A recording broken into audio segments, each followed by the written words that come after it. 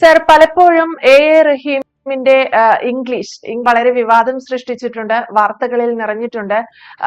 വലിയ നാണക്കേട് അദ്ദേഹത്തിന് തന്നെ ഉണ്ടാക്കുന്ന രീതിയിലുള്ള ട്രോളുകളൊക്കെ പുറത്തു വന്നിട്ടുണ്ട്. ഇപ്പോഴിതാ വീണ്ടും രാജ്യസഭയിൽ റഹീമിന്റെ ഇംഗ്ലീഷ് ഒരു വിവാദമാവുകയാണ്, അല്ലെങ്കിൽ ചർച്ചയാവുകയാണ്. എങ്ങനെ വിലയിരുത്താം? റഹീമിന്റെ ഇംഗ്ലീഷ് എന്ന് പറഞ്ഞാൽ അത് റഹീമിന്റെ ഇംഗ്ലീഷാണ്. ഓക്സ്ഫോർഡ് സർവകലാശാല പോലും ഇപ്പം റഹീമിന്റെ ഇംഗ്ലീഷിനെ കുറിച്ച് പഠിച്ചുകൊണ്ടിരിക്കുകയാണ്. അധികം വൈകാതെ എനിക്ക് തോന്നുന്നു ഓക്സ്ഫോർഡ് സർവകലാശാലക്കാരെ തട്ടിക്കൊണ്ടുപോകും റഹീമിനെ. മലയാളത്തിന്റെ യശസ്സങ്ങ് വാനോളം ഉയർത്തുകയാണ് എന്നാണ് റഹീം ധരിച്ചു വെച്ചിരിക്കുന്നത്. പക്ഷേ മലയാളത്തിനെ ഇടിച്ചു താഴ്ത്തുകയാണ് ഓരോ ദിവസവും ഈ റഹീമിന്റെ രാജ്യസഭയിലെ പ്രസംഗം. ഈ മനുഷ്യനോട് സോഷ്യൽ മീഡിയ ഒന്നടങ്കം പറഞ്ഞിട്ടുള്ളതാണ്, നിങ്ങൾ മലയാളത്തിൽ സംസാരിക്കൂ. ഈ റഹീമിന് മലയാളത്തിൽ സംസാരിക്കാനൊന്നും അറിയായൊന്നും അല്ല. നല്ല രീതിയിൽ മലയാളം അറിയാം. നല്ല രീതിയിൽ എന്ന് പറഞ്ഞാൽ തനി നാടൻ ഭാഷയും ഈ അസഭ്യമായ ഭാഷയും ഒക്കെ ഉപയോഗിക്കാൻ അറിയാം. തിരുവനന്തപുരത്ത് കേരള സർവകലാശാലയുടെ തമിഴ് വിഭാഗം മേധാവി ഡോക്ടർ വിജയലക്ഷ്മി തമിഴിലെ അറിയപ്പെടുന്ന എഴുത്തുകാരി കൂടിയാണ്. ആ പ്രൊഫസറുടെ ചെവിയിൽ, ആ സ്ത്രീയുടെ ചെവിയില് ഈ റഹീമും SFI പിള്ളേരും കൂടി ചെന്ന് വിളിച്ച തെറി അഭിഷേകത്തിന് കണക്കില്ല എന്നുള്ളതാണ്. ഇപ്പോഴും വിജയലക്ഷ്മി ടീച്ചർ അതിനെക്കുറിച്ച് പറയുമ്പോൾ ദേഹം മുഴുവൻ വിറയ്ക്കുകയാണ്. ഈ അദ്ദേഹത്തിന്റെയൊക്കെ റഹീമിന്റെയൊക്കെ ഒരു സഹോദരിയോ അല്ലെങ്കിൽ അമ്മയുടെ പ്രായമുള്ളവരുടെ ചെവിക്കകത്താണ് ചെന്ന് അസഭ്യ വാക്കുകൾ പറഞ്ഞിട്ടുള്ളത്. ഇപ്പോഴും അത് കേസ് നിലനിൽക്കുകയാണ്. അപ്പൊ മലയാളം അറിയാൻ വയ്യാഞ്ഞിട്ടൊന്നുമല്ല, താൻ എന്തോ ആണ്, പ്രഗത്ഭനാണ് എന്നൊക്കെ കാണിക്കുന്നതിന് വേണ്ടി പാർലമെന്റിൽ ഇംഗ്ലീഷിൽ പ്രസംഗിക്കുകയാണ്. ശരി, ഇംഗ്ലീഷ് അറിയാം എന്നുള്ള ഒരാളാണെങ്കിൽ ഇംഗ്ലീഷിൽ സംസാരിച്ചോളൂ. ഇത് റഹീമിന്റെ ഇംഗ്ലീഷ് കേട്ട് അവിടുത്തെ സഭയിലുള്ളവരും സഭാധ്യക്ഷനും ധരിച്ചു വെച്ചിരിക്കുന്നത് കേരളത്തിൽ നിന്ന് പോകുന്നവരെല്ലാം തന്നെ ഇത്തരത്തിലാണ് എന്ന് ധരിച്ചു വെച്ചിരിക്കുകയാണ്. പണ്ട് കാലത്തൊക്കെ ആണെങ്കിൽ പാർലമെന്റിൽ ഒന്നിൽ ഇംഗ്ലീഷിൽ സംസാരിക്കണം, അല്ലെ ഹിന്ദിയിലായിരിക്കണം, ഇല്ലെന്നുണ്ടെങ്കിൽ പിന്നെ മിണ്ടാതിരിക്കുക. ഇന്നതല്ല. നമ്മുടെ രാജ്യത്തുള്ള ഏത് ഭാഷയിൽ സംസാരിച്ചാലും അത് അവർക്കെല്ലാം തന്നെ അവരുടേതായ ഭാഷയിലേക്ക് കേൾക്കാനുള്ള സംവിധാനം ഒരുക്കിയിട്ടുണ്ട്. അപ്പോൾ എന്തുകൊണ്ട് റഹീം മലയാളത്തിൽ പ്രസംഗിക്കുന്നില്ല? പണ്ട് ഈ തിരുവനന്തപുരത്ത് നിന്ന് ജയിച്ചു പോയ ഒരു MP ഉണ്ട്, ചാൾസ് MP. 2-3 വട്ടം ജയിച്ചതാണ്. കരുണാകരന്റെ അടുത്ത ആളാണ്. കരുണാകരനാണ് കൊണ്ടുവന്നത്. ചാൾസ് പാർലമെന്റിൽ പോയിട്ട് 80കളിലാണ്. അന്ന് പാർലമെന്റിൽ നിന്ന് എഴുന്നേക്കാറില്ല. ഒരു ചോദ്യം പോലും ചോദിക്കാൻ എഴുന്നേറ്റിട്ടില്ല എന്നാണ് പറയുന്നത്. ചാൾസ് MP എഴുന്നേൽക്കുന്ന എന്തിനാണ് എന്ന് ചോദിച്ചാൽ അത് മുണ്ട് മുറുക്കി ഉടുക്കാൻ വേണ്ടി മാത്രം എഴുന്നേറ്റതാണെന്നാണ് പറയുന്നത്. അപ്പൊ അന്നൊക്കെ ഈ ചാൾസ് MP ഒന്നും സംസാരിച്ചു കഴിഞ്ഞാല്, മലയാളത്തിൽ പറഞ്ഞു കഴിഞ്ഞാൽ അത് ഇംഗ്ലീഷിലോ ഹിന്ദിയിലൊക്കെ മാറാനുള്ള സംവിധാനമൊന്നും ഇല്ലായിരുന്നു. അതുകൊണ്ട് ആ പാവം പിടിച്ചവരൊക്കെ അങ്ങനെ ഒതുങ്ങിയിരുന്നു എന്നുള്ളതാണ്.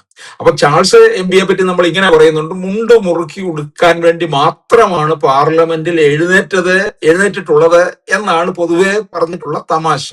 പക്ഷെ പിൽക്കാലത്ത് പോയിട്ടുള്ള ചാലക്കുടി മണ്ഡലത്തെ പ്രതിനിധീകരിച്ചു പോയ MP ഇന്നസെന്റിന് മലയാളം മാത്രമേ അറിയുകയുള്ളൂ എന്നുള്ളത് അദ്ദേഹം തന്നെ പറയുന്നുണ്ട്. അത് അഭിമാനത്തോടെയുമാണ് പറയുന്നത്.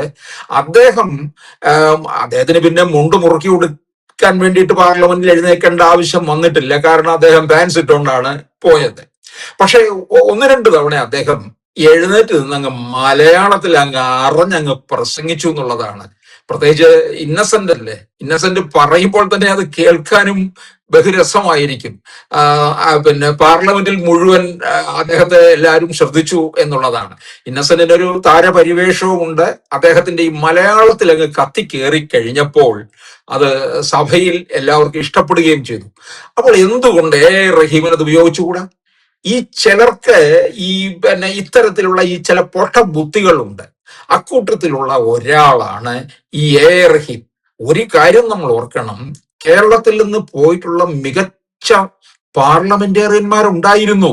ഒന്ന് ഓർക്കുക, doctor A Neelalohithadasan Nadar Thiruvananthapuram parliament മണ്ഡലത്തിൽ നിന്ന് ജയിച്ചു പോയിട്ടുള്ള ആളായിരുന്നു. അദ്ദേഹം ഇംഗ്ലീഷും ഹിന്ദിയും മലയാളവും നന്നായി കൈകാര്യം ചെയ്യും. പാർലമെന്റിൽ അദ്ദേഹം സംസാരിച്ചത് ഹിന്ദിയിലായിരുന്നു. ഇന്ദിരാഗാന്ധിക്ക് ഇഷ്ടപ്പെട്ട പാർലമെന്റേറിയൻ ആയിരുന്നു എന്നുള്ളതാണ്. ഇദ്ദേഹം ഇവിടെ നിന്ന് ഒരാള്, പ്രത്യേകിച്ച് ദക്ഷിണേന്ത്യയിൽ നിന്ന് ഏതെങ്കിലും എം പിമാര് പാർലമെന്റിൽ എത്തി ഹിന്ദിയിൽ സംസാരിച്ചാൽ അത് പ്രത്യേകിച്ച് അവിടെ ശ്രദ്ധിക്കപ്പെടുമെന്നുള്ളതാണ്. അതുകൊണ്ട് തന്നെ നീലലോഹിതദാസ് അറിയപ്പെടുകയും ചെയ്തു, ഇന്ദിരാഗാന്ധിയുടെ ഇഷ്ടപ്പെട്ട പാർലമെന്റേറിയനായി മാറുകയും ചെയ്തു. അതുപോലെ തന്നെ വടകര മണ്ഡലത്തിൽ നിന്ന് ജയിച്ചു പോയിട്ടുള്ള KP ഉണ്ണികൃഷ്ണൻ, വടകര എന്നൊക്കെ നമ്മൾ ഇന്ന് പറയുമ്പോൾ ഷാഫി പറമ്പിലിനെയൊക്കെ പലർക്കും ഓർമ്മയുള്ളൂ. പക്ഷെ ഈ വടകര മണ്ഡലത്തിൽ നിന്നാണ് കോൺഗ്രസിന്റെ പ്രമുഖനായ KP ഉണ്ണികൃഷ്ണൻ. KP ഉണ്ണികൃഷ്ണൻ എന്ന് പറയുന്നത് വെറും ഒരു കോൺഗ്രസ്സുകാരൻ മാത്രമല്ല, അദ്ദേഹം മികച്ച പത്രപ്രവർത്തകനും എഴുത്തുകാരനും നല്ല വാഗ്മിയും ഒക്കെ ആയിരുന്നു എന്നുള്ളതാണ്. അദ്ദേഹവും ഇന്ദിരാഗാന്ധിക്ക് ഇഷ്ടപ്പെട്ട പാർലമെന്റേറിയനായിരുന്നു. അതുപോലെ തന്നെ കോട്ടയം പാർലമെന്റ് മണ്ഡലത്തിൽ നിന്ന് വിജയിച്ചു പോയ സുരേഷ് കുറുപ്പ് ഗംഭീരമായിട്ട് തന്നെ ഇംഗ്ലീഷിലും സംസാരിക്കുമായിരുന്നു. കഴിഞ്ഞ ദിവസവും എ റഹീം എന്താണ് കാണിച്ചത്? ഈ ജനന മരണ രജിസ്ട്രേഷൻ കാര്യങ്ങളെ കുറിച്ച് പറഞ്ഞ അവസരത്തിൽ അതിൽ നിന്ന് അത് എഴുതി തയ്യാറാക്കി കൊണ്ടുപോയി. എനിക്ക് തോന്നുന്നു ഇതുവരെയുള്ള പ്രസംഗങ്ങളൊക്കെ വലിയ കുഴപ്പത്തിലെത്തിച്ചു. ആ കുഴപ്പം ഇനിയും ആവർത്തിക്കാതിരിക്കാൻ വേണ്ടിയിട്ട് ആരോ ഇംഗ്ലീഷിൽ തയ്യാറാക്കി കൊടുത്തു. അതുകൊണ്ട് വായിച്ച ഇടയ്ക്ക് വിഷയത്തിൽ നിന്ന് അകന്നുപോയി, നീറ്റ് പരീക്ഷയിലേക്ക് കയറിപ്പോയി. നീറ്റ് പരീക്ഷയിലേക്ക് കയറിപ്പോയപ്പോ എന്ത് ചെയ്തു? ഈ എഴുതി കൊടുത്ത പ്രസംഗത്തിൽ നിന്ന് കൈവിട്ട് തന്റെ ഇംഗ്ലീഷിലേക്ക് പോവുകയും ചെയ്തു. അബദ്ധത്തിൽ പിണഞ്ഞു എന്ന് പറഞ്ഞാൽ മതി.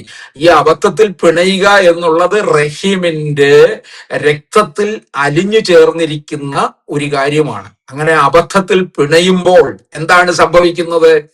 ഇവര് നമ്മുടെ ഭാഷയെയും മലയാളത്തെയും അപമാനിക്കുന്നതിന് തുല്യമാണ്. തമിഴ്നാട്ടിൽ നിന്ന് വന്നിരിക്കുന്ന MP നമ്മൾ കണ്ടു നോക്ക്. അവരേത് ഭാഷയിലാണ് സംസാരിക്കുന്നത്? അവര് തമിഴിൽ സംസാരിക്കും. കഴിഞ്ഞ ദിവസം തന്നെ രാജ്യസഭയിലെ തമിഴ്നാട്ടിൽ നിന്നുള്ള ഒരു MP സംസാരിച്ചപ്പോൾ അമ്മ അമ്മ എന്ന് പറഞ്ഞപ്പോൾ അവരെല്ലാവരെയും അമ്മ എന്ന് പറയാറുണ്ടല്ലോ. അപ്പൊ ജയലളിതയുടെ കാര്യമാണ് അവിടെ പറഞ്ഞത്. അപ്പൊ അതിന്റെ തൊട്ട് പിറകിലിരുന്ന മലയാളത്തിലെ താൻ എല്ലാമാണ് എന്ന അഹംഭാവത്തിൽ നടക്കുന്ന CPM-ന്റെ ബ്രിട്ടാസ് ഉണ്ടല്ലോ, വിച്ചമ്മ വിച്ചമ്മ എന്ന് ചോദിച്ചല്ലോ. ഉടനെ തക്ക മറുപടിയും കൊടുത്തില്ലേ ആ തമിഴ്നാട്ടിൽ നിന്നുള്ള MP, യുവർ അമ്മ എന്ന് പറയുകയും ചെയ്തു. അപ്പൊ അങ്ങനെ ബ്രിട്ടാസിന് പാർലമെന്റിൽ ആദ്യമായി തള്ളയ്ക്ക് വിളി കേട്ട MP എന്നുള്ള ഒരു ബഹുമതി കൂടി കിട്ടി എന്നുള്ളതാണ്. അപ്പൊ ഈ തമിഴ്നാട്ടിലുള്ളവർക്കൊക്കെ തന്നെ ഒരു ഭാഷാ സ്നേഹമുണ്ട് എന്നുള്ളത് നമ്മൾ മനസ്സിലാക്കണം. അവരെ സംബന്ധിച്ചിടത്തോളം ഇപ്പം അവര് സുബ്രഹ്മണ്യ ഭാരതി, തമിഴ്നാട്ടിലുള്ള ഏതൊരാളോട് ചോദിച്ചാലും സുബ്രഹ്മണ്യ ഭാരതിയുടെ കവിതയിലെ 2 വരി ചൊല്ലുമെന്നുള്ളത് ഉറപ്പാണ്. മലയാളത്തിൽ അങ്ങനെ ഈ കുമാരനാശാന്റെയോ വള്ളത്തോളിന്റെയോ 2 വരി കവിത ചൊല്ലാൻ പറഞ്ഞാൽ അറിയുന്നവരുടെ എണ്ണവും വളരെ കുറഞ്ഞു വരികയാണ്. അപ്പൊ അങ്ങനെ മലയാളത്തിൽ അഭിമാനിക്കുക, സ്വന്തം ഭാഷയിൽ അഭിമാനിക്കുക എന്ന് പറയുന്നത് ഒരു പ്രത്യേക കാര്യമാണ്. അത് തമിഴ്നാട്ടുകാർ ചെയ്യുന്നുണ്ട്. പിന്നെ എന്തിനു വേണ്ടിയാണ് ഈ എ റഹീം മലയാളത്തെ അപമാനിക്കുന്നത്?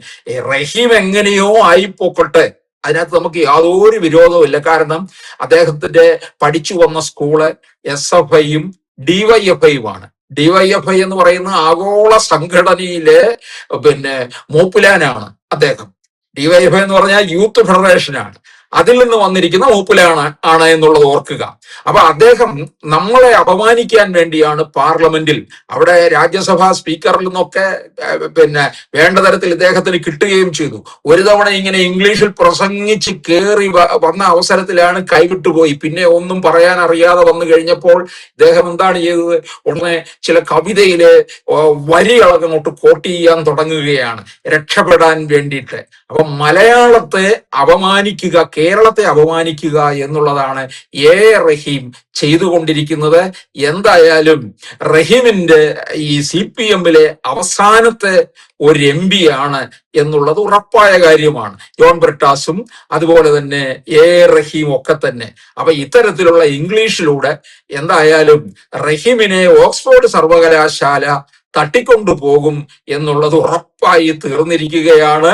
അവിടെ അവര് ഇദ്ദേഹത്തെ ഒരു സ്പെസിമൻ ആയിട്ട് ഇദ്ദേഹത്തിന്റെ പിന്നെ ബ്രെയിൻ എടുത്തത് എന്താണെന്ന് അവര് ഇതിനെക്കുറിച്ച് പഠിക്കും എന്നുള്ളത് ഏതാണ്ട് ഉറപ്പായിരിക്കുന്ന കാര്യമാണ്. അത് അവിടെ സൂക്ഷിക്കേണ്ട കാര്യവുമാണ്. എന്തായാലും അങ്ങനെ ഓക്സ്ഫോർഡ് സർവകലാശാല കൊണ്ടുപോകുന്നുണ്ടെങ്കിൽ കേരളം രക്ഷപ്പെടും എന്നുള്ളത് ഉറപ്പാണ്.